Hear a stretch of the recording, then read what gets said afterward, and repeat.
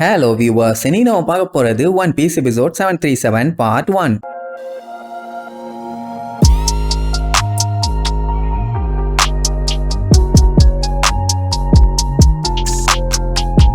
Open பண்ணா பயங்கரமான குப்பை கிடங்கு ஒண்ணு காட்டுறாங்க. மூதேவி, அது Dressrosa island. I am sorry, Doflamingo குப்பை கிடங்கா மாத்திட்டான்ல. ட்ரெஸ்ரோசா ஐலாண்ட்ல ஹில்லின் காட்டாங்க. ஈஸ்ட் சைடு டவுன் தான் இது. ஈஸ்ட் வெஸ்ட் எல்லா இடமும் இப்படித்தான் நாரி போயிருக்குது. ஆனா கைரோஸோட வீடு அங்கதான் இருக்குது. அங்கதான மொபைல்களை படுக்க போட்டு ஆயின்மெண்ட் ட்ரீட்மெண்ட்னு எல்லா புத்தூர்கிட்டையும் போட்டு விடுவாங்க. கைரோஸ் தான் எல்லாத்தையும் பாத்துக்குவான். வேலை செலவுக்கெல்லாம் இருக்காது, கொஞ்சம் அட்ஜஸ்ட் பண்ணிக்கிட்டு இருங்க அம்மா. நீங்க கேட்கலாம், ஏன் இவங்க எல்லாம் இங்க வந்து அடைஞ்சு உட்காந்துக்கிட்டு இருக்கணும்னு. போன எபிசோடு இஷோ கிட்ட ஐக்கைன்னு என்ன சொன்னான்னு கேட்டீங்கல்ல. லூஃபி ட்ரஃபால்கர் தலைய தனியா கழட்டிட்டு வரணுமாமா. அதனால கண்டிப்பா வெறி பிடிச்சுதான் திரிவாங்கன்னு இங்க இந்த மாதிரி சேஃப்டியா ஒரு இடத்துல இருக்க சொல்லிட்டாரு. அதனாலதான் இங்க வந்து இருப்பானுங்க. இதுல பாத்தீங்கன்னா பெலமி எல்லாம் தூக்கிட்டு வந்து ட்ரீட்மெண்ட் பார்த்து இருக்குது. சோ இப்படி எல்லாத்துக்கும் என்னென்ன வேணுமோ அது எல்லாத்தையுமே கைரோஸ் பண்ணி கொடுத்துட்டு, என்னால முடியலப்பா நான் தூங்க போறேன், யாருக்காச்சும் ஏதாச்சும் வேணும்னா இந்த வீட்டுல என்ன கிடைச்சாலும் சரி எடுத்து நீங்க பாட்டுக்கு தின்னுங்க, காவாலியா படாதீங்கன்ட்டு படுத்துருவான். செக் பண்ணி பார்த்தா அங்க காஞ்சி போன மீட்டு மட்டும் தான் இருக்கும். லூஃபி மட்டும் எந்திரிச்சான், அதெல்லாம் ஒரே செகண்ட்ல தின்னு தீத்துருவான். வேற ஏதாச்சும் இருக்கான்னு உசோப்பு கேட்பான். அதுக்குள்ள கைரோஸ் குரட்டை விட்டு தூங்கியாச்சு. அட பாவி சண்டாளா,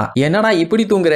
ஏப்பா லா, நீயாச்சு ஏதாச்சும் சொல்ல மாட்டியான்னு திரும்பினா அவனும் அங்க குரட்டை விட்டு தூங்கிட்டு இருக்கான். ரோபின் பார்த்து சிரிச்சுட்டு இருப்பான். அடுத்த செகண்ட் அவனும் படுத்து தூங்கிட்டு இருப்பான். என்ன பண்றது, எல்லாத்துக்குமே சண்டை போட்ட டயர்டு. இப்ப தூங்கினானுன்னா கண்டிப்பா 2 வாரம் கழிச்சுதான் எந்திரிப்பானுங்க. அதனால நல்லபடியா தூங்கட்டும்னு சொல்லிட்டு இருக்கும் போது திடீர்னு யாரோ வந்து டோரை திறப்பாங்க. அத்தனை பேத்துக்குமே ஷாக்கு. ஐயோ யாரா இருக்குமோன்னு. ஏன்னா நேவி ஆளுங்க வந்தானுன்னா இப்ப ஒரு பெரிய கலவரமே வெடிக்கும். சரி எவனா இருந்தாலும் பரவாயில்ல, ஒரு கை பார்த்துலான்னு சண்டைக்கு ரெடியா நிக்கும் போது ஓபன் பண்ணிட்டு வந்தது யாருன்னு பார்த்தா நம்ம சாபோ. அவனை பத்தி தான் ஜோரோக்கு தெரியாது. சோ அட்டாக் பண்ண வருவான். உடனே சரக்கு பாட்டில தூக்கிட்டு வீசின உடனே பையன் அப்படியே சைலண்ட் ஆயிருவான். அப்புறம் ரோபின் தான் இது லூஃபியோட பிரதரும்பா. அப்படியான்னு பார்த்துட்டு ஷாக் ஆவாங்க. அப்புறம் என்ன அவன் யாரு என்னன்னு சொல்லி எல்லா மேட்டரையும் சொல்லுவான். ரோபின் பேசி முடிச்சுட்டு லூஃபியை எழுப்பலான்ட்டு போவாளா, அவன் வேண்டான்னிருவான். ஏன்னா இப்ப இவன் இங்க வந்ததே கிளம்புறதுக்கு முன்னாடி அவன் மூஞ்ச ஒரு டைம் பார்த்துட்டு போறதுக்காக மட்டும்தான். ஏன் அவ்வளவு சீக்கிரமா கிளம்புறான்னு கேட்டா, இங்க பஞ்சாயத்து பண்றதுக்குன்னு சில பல ஆளுங்க வந்து இருக்கானுங்க. அதனால ரெவல்யூஷனரி ஆர்மியை சேர்ந்த நாங்கெல்லாம் இங்க இருந்தோம்னா கண்டிப்பா பெரிய பிரச்சனைமா. இவனே பார்த்து மிரண்டு கிளம்புற அளவுக்கு யாருன்னு பார்த்தா CP0. டோஃப்ளமிங்கோ பண்ண மோசடிக்கு அவனுக்கு தான பங்கு இருக்குது.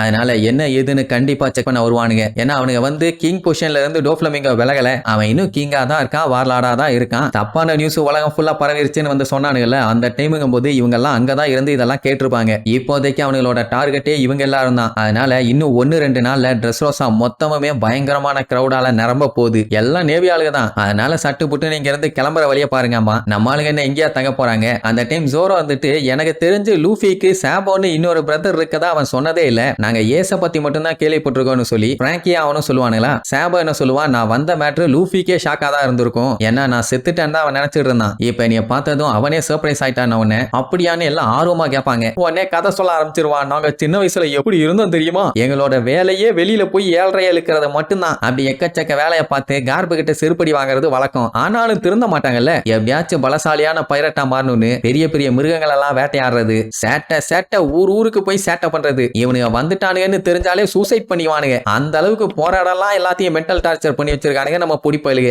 அதெல்லாம் ஒரு வசந்த காலம். அப்படித்தான் இவங்க 3 பேரும் அண்ணன் தம்பியா வளர்ந்தானுங்க. கால போக்குல பிரிய வேண்டிய நிலைமை. அண்ட் சாபோவோட ஃபேமிலி சிச்சுவேஷனுமே டோட்டலா மாறி போச்சு. என்னன்னா சாபோவை இந்த ராயல் ஆளுகள்லாம் வாழ்ந்துட்டு இருக்க அந்த இடத்துக்கு தூக்கிட்டு போயிட்டாரு அவங்க அப்பா. ஆனா லூஃபியும் ஏசும் இன்னும் குப்பைகள்லாம் கொட்டுறாங்களே அந்த இடத்துல தான் வாழ்ந்துட்டு இருக்காங்க. ஆனா செலஸ்டியல் டிராகன் வரான்னு சொல்லி அந்த இடத்துல வாழ்ற எல்லாத்தையுமே கொல்ல சொல்லி உத்தரவு போட்டாங்க. பட் இந்த ராயலா வாழ்ற மக்கள் அவங்க எல்லாம் செத்துட்டு போட்டும், அவங்களாலேயே இந்த கண்ட்ரிக்கு அவமானம் தான், ரவுடி பயிலுக அப்படி இப்படின்னு சொல்லி கண்டுக்கவே இல்லை. ஆனா சாபோவால அதை ஏத்துக்க முடியல. எப்படியாச்சும் அவனை 2த்தையும் காப்பாற்றணும்னு சொல்லி பய வெறி பிடிச்சு போய் சொல்ல ட்ரை பண்ணியுமே வேலைக்கே ஆகாம போச்சு. ஏன்னா எல்லாத்தையுமே குளுத்தி எரிச்சுட்டானுங்க. சாபோ என்ன நினைச்சிட்டான், அவனுங்க எல்லாம் செத்துட்டானுங்க, அவ்வளவுதான் சோழி முடிஞ்சுன்னு. அப்பந்தான் அவன் லூஃபியோட டேடி டிராகனை பார்த்து, என் சைடு இருக்க மக்கள்லாம் ஏன் இவ்வளவு கேவலமா இருக்காங்க, அவங்க எல்லாம் ரொம்ப மோசம்னு சொல்லி அவன் ஆளுகளையே அவன் அந்த அளவுக்கு கழுவி ஊத்தி இருப்பான். சோ அதுலயே தெரிஞ்சிருக்கும் டிராகனுக்கு இவன் எந்த அளவுக்கு நல்ல பையனா இருக்கான்னு. அதனால்தான் பயல ரெவல்யூஷனரி ஆர்மியில சேர்த்திக்கிட்டதே. அதுக்கப்புறம் சாபோ லூஃபியையும் ஏச பத்தியும் நினைச்சுக்கிட்டு, எனக்கு ஃப்ரீடம் வேணும், என்னால இப்படி அடைஞ்செல்லாம் இருக்க முடியாது, நான் ஒரு பைரட்டு, அப்படியே ஃப்ரீயா பேர்ட்ஸ் மாதிரி பறந்து இந்த உலகத்தையே சுத்தி பார்க்கணும், அதனால நான் கிளம்புறேன்னு ஒரு சின்ன போட் எடுத்துட்டு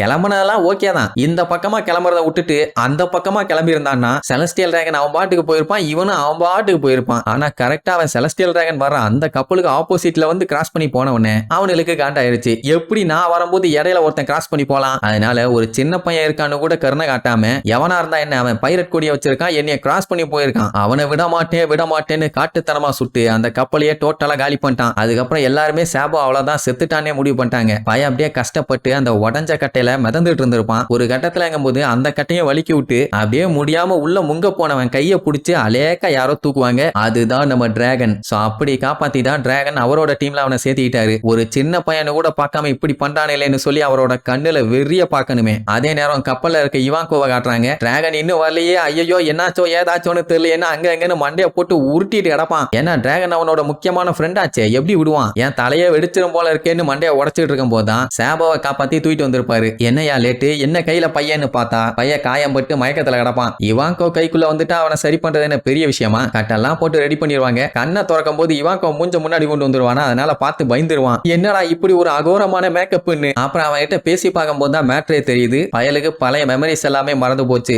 ஆனா அவனோட பேரு சாபோன்னு மட்டும் கண்டுபிடிச்சிட்டாங்க. சரி இவனோட பேரண்ட்ஸ் யாரு என்னன்னு கண்டுபிடிச்சு கொண்டு போய் சேர்த்தலான்னு சொன்னா அவன் இல்ல நான் வீட்டுக்கு போக மாட்டேன்பா. ஏன்னு கேட்டா அவனுக்கே அது தெரியல. அவனுக்கு ஞாபகம் இருக்குது கடைசியா கப்பல் எடுத்துக்கிட்டு சுதந்திரமா இருக்கணும்னு கிளம்புனது மட்டும்தான். சோ அந்த விஷயத்த சொன்னா உன்னெல்லாம் கப்பல்ல வச்சுட்டு சுத்த முடியாதுன்னு நிறுவானுங்களா, அப்படின்னா என்னைய வேற எங்கேயாச்சும் இறக்கி விட்டுருங்க, நான் எப்படியாச்சும் பொழைச்சுக்கிறேன்னு பெரியவ மாதிரியே பேசுவான். அடே நீ பொடிப்பையடா, உன்னால எல்லாம் முடியாதுன்னு சொன்னா நான் கெஞ்சி கேட்கிறேன், என்னைய வீட்டுக்கு மட்டும் கொண்டு போயிடாதீங்க, எனக்கு என்னன்னு தெரியல, நாங்க போக எனக்கு பிடிக்கல, வேற ஏதாச்சும் கண்காணாத இடத்துல கொண்டு போய் விட்டுருங்கன்னு கதறி கதறி அழுவான். அவன் அழுகிறத பார்த்த டிராகன் ஏதோ ஒரு விஷயத்த பயங்கரமா யோசிப்பாரு. அது என்ன ஏதுங்கிறத அடுத்தடுத்த வர எபிசோட்ல பார்க்கலாம். Tata. Ha ha ha ha!